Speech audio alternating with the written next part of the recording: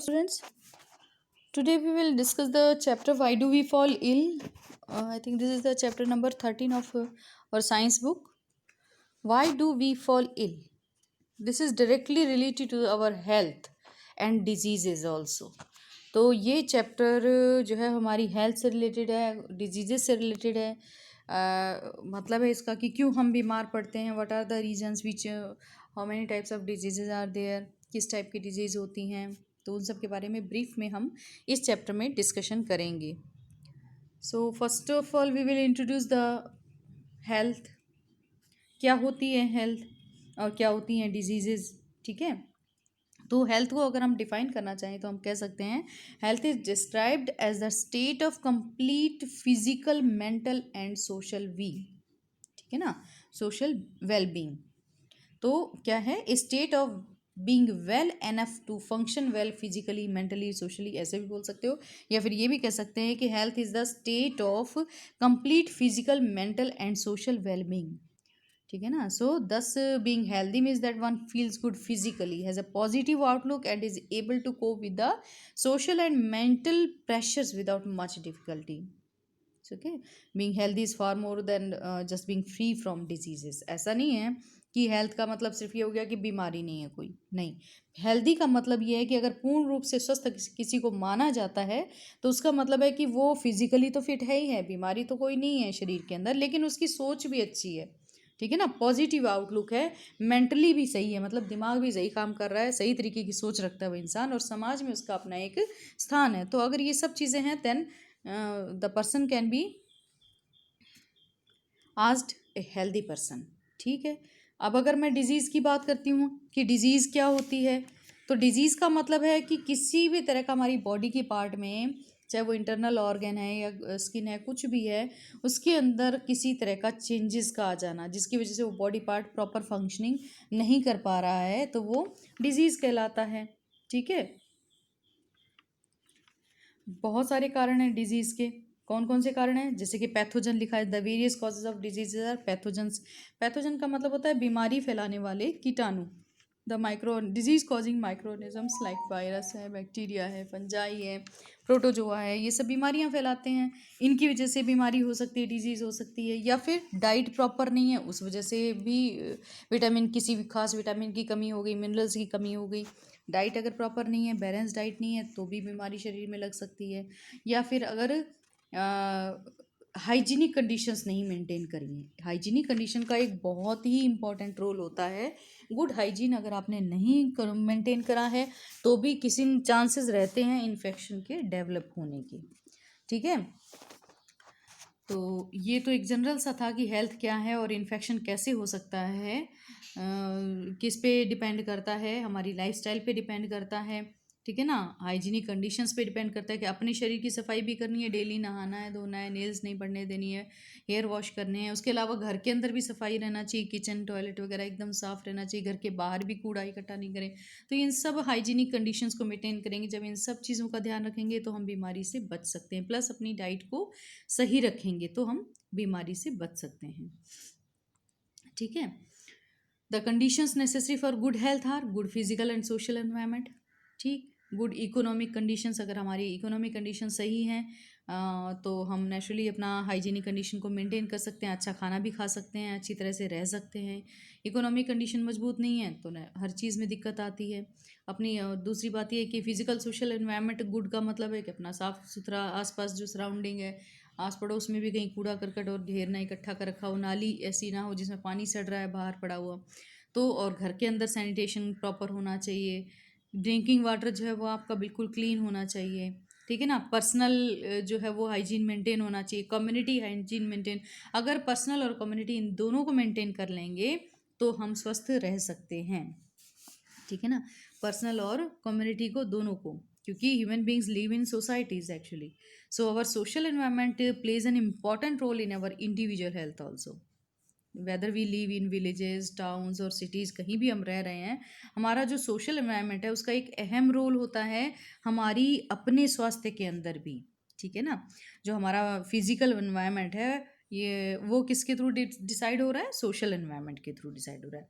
जो हमारे जिस सोसाइटी में हम रह रहे हैं, लोग कहते हैं ना कि अरे वो गली वो कॉलोनी में नहीं रहना, गंदी है बहुत ज़्यादा, किसी सेक्टर में रहेंगे वहाँ साफ तो रहता है कम से कम। तो देखिए कितना बड़ा रोल है सोसाइटी का कि हमारा जो समाज है, जो हमारे आसपास के लोग हैं, वो हमारी हेल्थ को डिसाइड कर देते हैं। एक तरीके से हमारे फिजिकल एनवायरनमेंट को भी चेंज कर सकते हैं। तो एक तरीके से ये है बात कि हमारा जो पर्सनल जो इशू है और कम्युनिटी इशू हेल्थ के लिए, ये दोनों एक दूसरे से किसी न किसी तरह से कनेक्टेड हैं। ठीक है ना, दोनों ही किसी न किसी तरीके से कनेक्टेड हैं। कैसे कनेक्टेड हैं?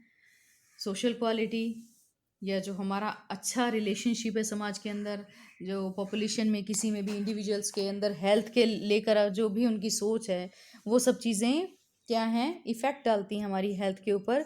जैसे कि स्टेप्स टू इंश्योर सैनिटाइजेशन, कोई सोसाइटी है जिसने कि ये काम करा है कि भाई सैनिटाइजेशन, हमारे यहाँ जो पानी आ रहा है सीवेज की कोई पाइपलाइन फूटी नहीं होनी चाहिए, टूटी नहीं होनी चाहिए, पानी जो आ रहा है वो साफ़ सुथरा होना चाहिए, कोई भी यहाँ कूड़ा करकट नहीं डालेगा, इस सोसाइटी ने ये डिसाइड कर लिया है। ठीक है ना, सेफ़ क्लीन ड्रिंकिंग वाटर आना चाहिए, और इस टाइप की जो चीज़ें हैं, क्वालिटी हमारी जो है वो मेंटेन रहनी चाहिए हर चीज़ की।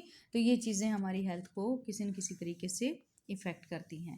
नेक्स्ट इन्होंने बताया कि differences between being healthy and disease free.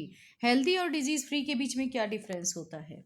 Healthy का मतलब जैसे कि मैंने आपको बताया कि it is the state of complete physical, mental and social wellbeing. और डिजीज़ फ्री दोनों मिलते जुलते वर्ड है, हेल्दी भी डिजीज़ फ्री भी, लेकिन दोनों में अंतर क्या है? हेल्दी हम उसको कहेंगे जो दिमाग से भी बिल्कुल सही है, यानी कि सोच भी उसकी अच्छी है, फिजिकली बिल्कुल सही है, समाज में भी उसका सही जो है वो रोल है। लेकिन डिजीज़ फ्री वो है जिसके शरीर में कोई बीमारी नहीं है। थोड़ा सा डिफरेंस है दोनों के अंदर, मतलब state of absence of discomfort in any part of the body is known as disease free. और हम कह सकते हैं कि हेल्दी जो पर्सन है उसके मतलब क्या होता है कि it depends on the individual. किसी हम एक आदमी की बात कर रहे हैं कि भाई वो फिजिकली हेल्दी है या नहीं है, कुछ भी है। डिजीज़ फ्री जो है उसमें मतलब हेल्दी के अंदर हम क्या है कि एक आदमी की भी बात करें, प्लस हम उसके सोशल एनवायरनमेंट के को भी साथ में ले रहे हैं, फिजिकल और सोशल एनवायरनमेंटल जो फैक्टर्स हैं उनको भी इंक्लूड कर रहे हैं। जबकि डिजीज़ फ्री में क्या है कि सिर्फ और सिर्फ हम इंडिविजुअल की बात करते हैं। ठीक है ना, एक हेल्दी पर्सन जो है वो हमेशा डिजीज़ फ्री होगा, लेकिन एक डिजीज़ फ्री पर्सन हेल्दी हो भी सकता है और नहीं भी हो सकता, ये भी डिफरेंस है। हेल्दी पर्सन तो नेचुरली मैंने बताया सोशली, मेंटली, फिजिकली सब तरीके से फिट है, यानी कि डिजीज़ फ्री है। लेकिन डिजीज़ फ्री जिसका कि शरीर में बीमारी तो नहीं है, वो हेल्दी हो ऐसा कोई ज़रूरी नहीं है। ठीक है, और सबसे बड़ी बात है कि हेल्दी पर्सन जो है वो एनर्जेटिक होता है, बहुत एनर्जी होती है, कुछ भी काम अपना करेगा और अपना मतलब जो भी रिक्वायरमेंट्स हैं उनके लिए काम करता है, हर काम को परफॉर्म करने के लिए एलिजिबल होता है, बल्कि एनर्जेटिक होता है। जबकि डिजीज़ फ्री जो पर्सन है वो किस पे डिपेंड करता है? अपने आसपास के सराउंडिंग पे डिपेंड करता है, उसका अपना एक पर्सनल एटीट्यूड होता है। हो सकता है वो भाई उसकी परफॉर्मेंस अच्छी रहे, लेकिन हो सकता है ना भी रहे, तो एक अपना पर्सनल एटीट्यूड होता है। तो इस तरह की सी माइल्ड सी डिफरेंसेस हैं, but there are some differences between the healthy and disease free persons. ठीक है, अब हम बात करेंगे डिजीजेस की एंड इट्स कॉजेस की। क्या है डिजीज और क्या इसके कारण है? डिजीज क्या होती है? क्या डेफिनेशन हम डिजीज की दे सकते हैं? Disease can be defined as an malfunctioning माले जो एबनॉर्मल फंक्शनिंग हो रही है of the normal state of the living organism that disturbs और modifies the performance of the vital functions. ठीक है ना, डिजीज क्या है? माल फंक्शनिंग मतलब काम का गलत तरीके से फंक्शनिंग जो है वो सही तरीके से ना होना किसी भी लिविंग ऑर्गेनिज्म का, जिसकी वजह से क्या हो रहा है, उसकी परफॉर्मेंस में भी डिस्टर्बेंस आ रहा है, काम भी नहीं कर पाएगा, और बॉडी के वाइटल जो ऑर्गन्स है उनकी फंक्शनिंग भी डिस्टर्ब हो जाएगी। तो ये सारा क्या कहलाता है? ये डिजीज़ कहलाता है। ठीक है, और डिजीज़ के कारण क्या है?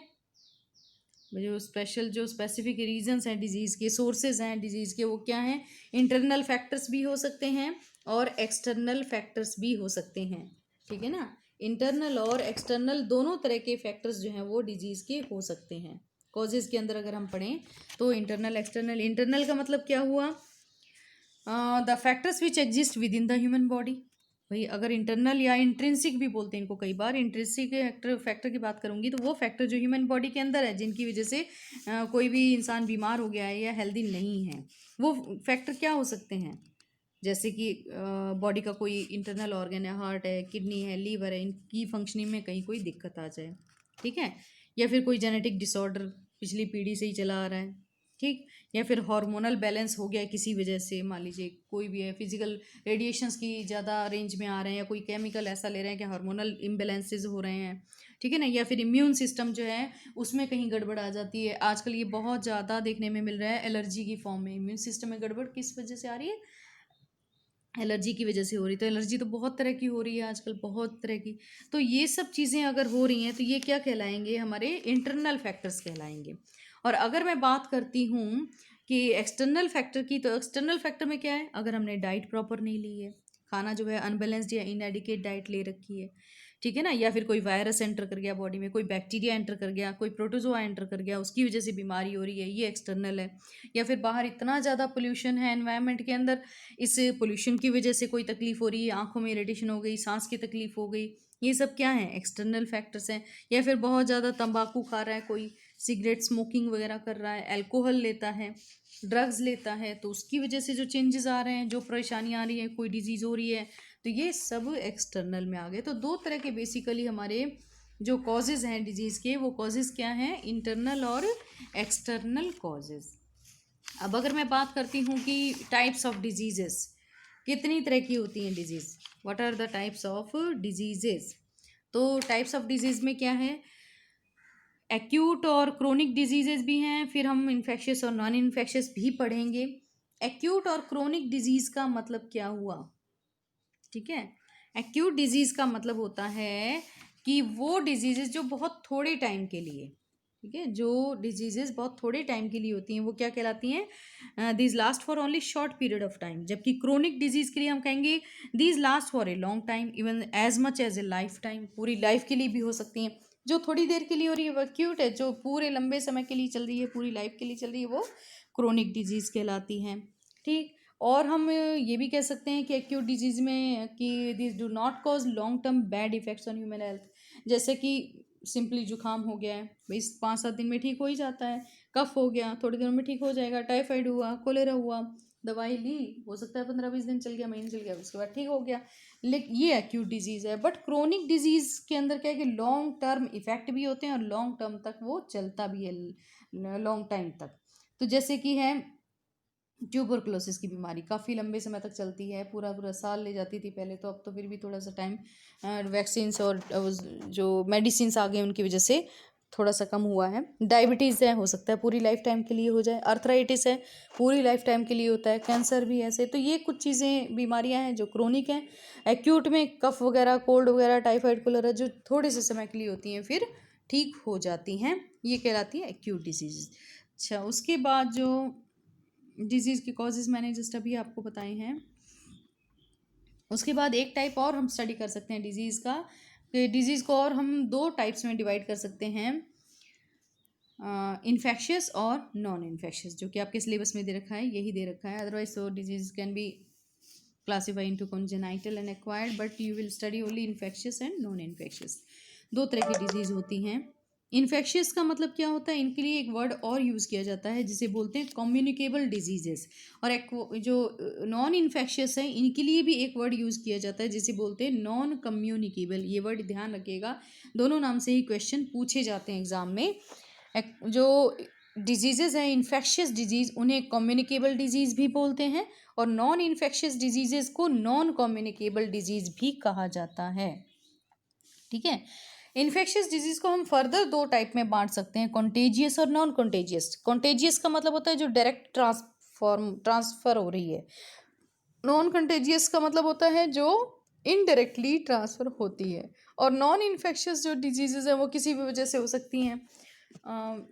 जैसे कि सामने लिखा है अर्थराइटिस है, ये कोई इन्फेक्शन की वजह से नहीं हो रहा है, हार्ट की डिजीज़ है, कोई इन्फेक्शन नहीं है, कोई एलर्जी है, वो एनवायरनमेंट की कोई पार्टिकल से हो गई है, या टेंडेंसी भी होती है कई बार, इंजरी कोई टूट फूट हो गई है बॉडी के अंदर।